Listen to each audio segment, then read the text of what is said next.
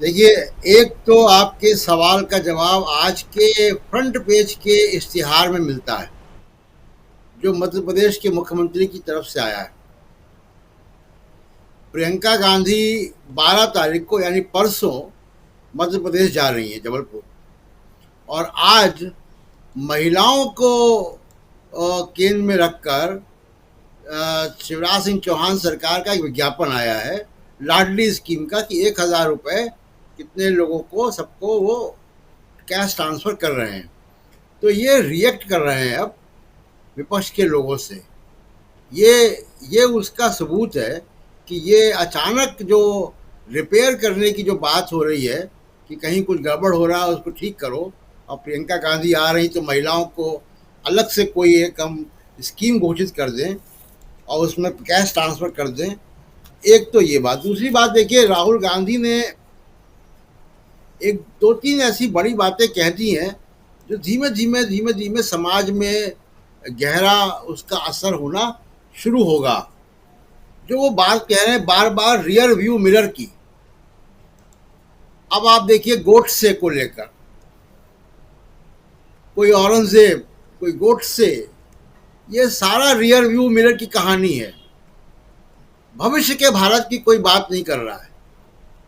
और नरेंद्र मोदी को प्रधानमंत्री बनाने में उस बहुत बड़े युवा वर्ग की भूमिका है जो एस्पिरेशनल पॉपुलेशन है हमारी, जिसके पास सपने हैं, जो भविष्य का भारत देखना चाहता था और उसमें अपना भविष्य उज्जवल देखना चाहता था। उसको आप सिंगल दे रहे हैं, उसको आप गोडसे बता रहे हैं, जो जो आज़ाद भारत का पहला आतंकवादी था, जिसने फादर ऑफ नेशन को की हत्या की, उसको आप महापुरुष बता रहे हैं। इनकी एक सांसद भी बता चुकी हैं, अब मंत्री बता रहे हैं कि वो सपूत था, गिरिराज सिंह ने कहा।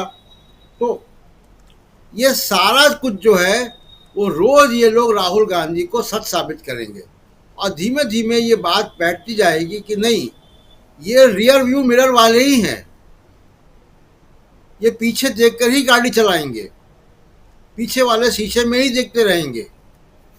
ये रोज साबित करेंगे। आज के 3-4 बयान जितने आपने बताए, वो सारा का सारा रियर व्यू मिरर की कहानी है, पीछे दिखाने वाले शीशे की तरफ देखने वाली बात है।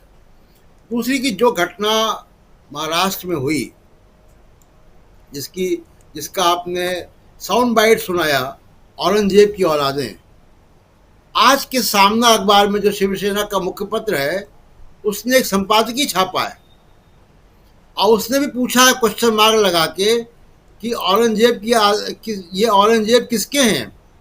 और उसने उसकी फोटो लगाई है मनोज साने नाम के व्यक्ति की, अपराधी की, जिसने अपनी पार्टनर के हत्या के बाद टुकड़े टुकड़े करके उसकी लाश के जो है वो कुत्तों को खिलाया या फेंका। उसकी फोटो लगाकर शिवसेना ने ये पूछा है कि ये औरंगजेब किसके हैं। तो बहुत कुछ जो है, ये जितना भी बोलेंगे तो विपक्ष इस वक्त जो है वो हमलावर है, और विपक्ष जो है वो बहुत कमर कस के जो है वो 2024 की तैयारी कर रहा है। आप देखिए कि 23 तारीख को मीटिंग है पटना में, जी। जी। और उस 23 तारीख की मीटिंग के पहले आज देखिए कि बड़े परिवर्तन हो गए एनसीपी में, और बहुत ही समझदारी से, यानी पवार साहब ने इस्तीफा दिया था, इस्तीफा वापस हुआ। अजीत पवार रिबेल थे, अब अजीत पवार का रोल स्टेट में तय कर दिया गया, और प्रफुल्ल पटेल और सुप्रिया सुले को राष्ट्रीय स्तर पे या दूसरे राज्यों में उनको उनकी जिम्मेदारियां दी गई हैं। इस तरीके से तमाम विपक्षी पार्टियां अपने आप को रीएडजस्ट कर रही हैं, और मेरे ख्याल से 23 तारीख से पहले और भी इसमें हमको चीज़ें देखने को मिलेंगी। दो तीन चीज़ें राजीव जी मैं रेखांकित करना चाहता हूँ, क्योंकि जी। विपक्ष की मीटिंग हो रही है, 2024 की उल्टी गिनती शुरू हो चुकी है कर्नाटका के बाद। अब राहुल गांधी की जो माइंड गेम है, आप इस माइंड गेम को देखिए। मध्य प्रदेश में राहुल गांधी ने बयान दिया 150 सीटें आएंगी हमारी। संभव है, लेकिन शिवराज सिंह चौहान ने क्या बयान दिया? 200 सीटें आएंगी। अब 200 सीटें आना संभव नहीं है, जुमलेबाजी है। तो राहुल गांधी ने 150 सीटें कहीं, ये मान के चल कि कहीं कि ये उससे ज्यादा बड़ी संख्या लेकर आएंगे। उससे बड़ी संख्या प्रैक्टिकल नहीं है, कोई विश्वास नहीं मानेगा जी। मैं भाजपा के अंदर वहां पे अंतरकलह जितनी मची हुई है मध्य प्रदेश में, उसकी बात नहीं कर रहा हूं। दूसरी बात उन्होंने की, रियर व्यू मिरर की।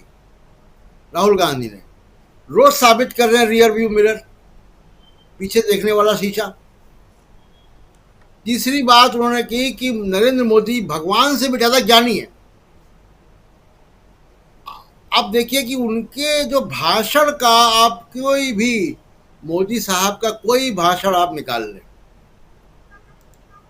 उस भाषण में रियर व्यू मिरर और भगवान से भी ज्ञानी या सर्वज्ञानी जो है, ये दो चीजें हटा दें तो आप देखिए कि उनका भाषण बचेगा क्या। तो ये बड़ी मुश्किल है। अभी आगे वक्त आएगा, अमेरिका में जा रहे हैं, वहाँ पे ज्वाइंट सेशन में बोलना है, वो क्या बोलते हैं। मुझे लगता है कि इसका असर मोदी साहब के भाषणों पे रहेगा। तीसरी कि रोज अखबारों में और मीडिया में और आप जैसे शोज में अपोजिशन की एकता की बातें रोज छप रही हैं। अब इसका शोर मच चुका है। ये लगातार एक मनोवैज्ञानिक प्रभाव बीजेपी के ऊपर डाल रहा है और उसी वजह से वो ढूंढ ढूंढ के कि जो छूट गया है, चंद्रबाबू नायडू से बात कर लो, कोई 20 साल पहले बीजेपी में तमिलनाडु में छोड़ गया था, उसको वापस ले आओ। ढूंढ ढूंढ कर ये चीजें कर रहे हैं। इसका ये मनोवैज्ञानिक प्रभाव है जो बीजेपी के ऊपर पड़ रहा है, और ये डिफेंसिव है, ये ऑफेंसिव नहीं है। अब आप देखिए कि कर्नाटका के इलेक्शन के बाद तो मोराल थोड़ा डाउन था ही। मैं एक छोटी सी एक और बात कह के कि देखिए, मैं अगर बीजेपी का आज की तारीख में, आज प्रोफेसर अखिल स्वामी नहीं है, मैं उनका रोल यहाँ पे प्ले कर दूं कि स्वॉट एनालिसिस करते हैं, मैनेजमेंट में पढ़ाया जाता है, स्ट्रेंथ, वीकनेस, अपॉर्चुनिटीज और थ्रेट्स। बीजेपी की सबसे बड़ी स्ट्रेंथ क्या है? मनी। 4 M है, मनी, मीडिया, मसल, सरकारी मशीनरी और मोदी। अब इसमें मनी उनके पास जरूर है, मीडिया का एक बड़ा हिस्सा उनके साथ रहेगा, लेकिन मोदी साहब का करिश्मा कर्नाटक से उस पर बादल घिरना शुरू हो गए हैं। वो वाले बादल नहीं जिसमें रडार नहीं काम करता, ये दूसरे बादल है। तो दूसरा कि मसल, जो ब्यूरोक्रेसी है, जो पूरा निज़ाम है, ईडी, सीबीआई, अब इसका एक तो पहली बार डर खत्म हो गया, और दूसरा कि इसका भी अब अपोजिशन रिएक्ट करता है इसको लेकर, और उसके अंदर भी बहुत सारी अब फॉल्ट लाइंस पैदा हो रही हैं। दूसरा, आप उनकी वीकनेसेस देखिए, आप तो एंटी इनकम्बेंसी है, G20 में जो डिलीवर करना था वो नहीं कर पाए, चाइना को लेके बहुत दुविधा है, इकोनॉमिक फ्रंट पे बेरोजगारी पे फेलियर है, महंगाई पे फेलियर है, महंगाई रोकने पे। तो इस तरीके से अगर आप इनकी स्वॉट एनालिसिस करेंगे तो आप देखिएगा कि इनकी जो थ्रेट्स हैं वो इनकी स्ट्रेंथ और वीकनेस से ज़्यादा बड़ी हैं। जैसे कि एनडीए दोबारा अब नहीं खड़ा हो सकता, शिवसेना निकल गई, नीतीश कुमार निकल गए, अकाली दल पता नहीं आएगा कि नहीं आएगा, आएगा तो कितना प्रभावशाली होगा पंजाब में। पंजाब के बाहर अकाली दल की वो मौजूदगी नहीं है। हरियाणा में प्रॉब्लम चल रही है, एक नाथ शिंदे की शिवसेना रिसोर्ट में बनी है, चुनाव लड़के नहीं बनी है। वो चुनाव में कैसा करेंगे उनको खुद नहीं पता है, लेकिन सीटें वो 22-23 मांग रहे हैं इनसे। तो एनडीए को लेकर बहुत परेशानी है इनको। और उसके बाद आप देखिए कि चाइना, और जैसा सपोर्ट बुद्धिजीवियों का 2014 के पहले पब्लिक इंटेलेक्चुअल्स का, बुद्धिजीवियों का, पश्चिमी देशों का मोदी साहब को मिल गया था, वो अब नहीं मिल रहा है। मैं पहले भी कह चुका हूं बिल्कुल। कि कॉरपोरेट भी अडानी के मामले पे नहीं बोलता, कोई इंडस्ट्री चैम्बर भी नहीं बोलता। अब कोई मोदी साहब को कोई कॉरपोरेट विजनरी नेता नहीं बता रहा है। तो ये एक जो है कुल मिला के जो सिनेरियो है वो बहुत मुश्किल है बीजेपी की आगे की यात्रा 2024 के लिए।